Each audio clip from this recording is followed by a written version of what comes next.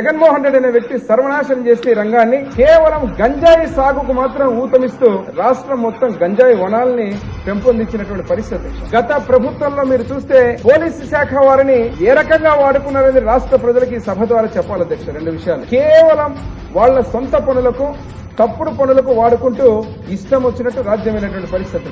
అమరావతిని సర్వనాశనం చేసి శ్మశానం అని చెప్పి అభివర్ణించి ఈ రోజు మాత్రం 3 రాజధానుల పేరు మీద 3 ముక్కలు ఆట ఆడినటువంటి పరిస్థితి అధ్యక్ష.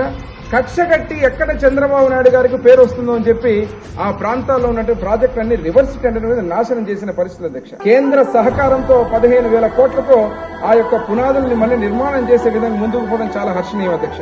పేదరిక నిర్మూలన కావచ్చు, దేశంలోనే ఈ రోజు ఉన్నటువంటి ఆదాయాన్ని జాతీయ పరంగా అదే రకంగా సంపదని మొత్తానికి సమానంగా పంపిణీ చేయడానికి దోహదపడే అత్యంత ముఖ్యమైనటువంటి సెక్టర్ ఏదైనా ఉందంటే అది ఎంఎస్ఎంఈ. ఇటు మంత్రాలయం గాని, మా ఎమ్మిగనూరు గాని, పత్తికొండ గాని, ఇటుపక్క ఉన్నటువంటి ఆదోని గాని, ఈ ప్రాంతాల నుంచి ఆలూరు నుంచి గాని ఇక్కడ వలసలు తగ్గించే విధంగా ముందుకు పోవడానికి ఈరోజు హర్షిస్తున్నాం అధ్యక్ష.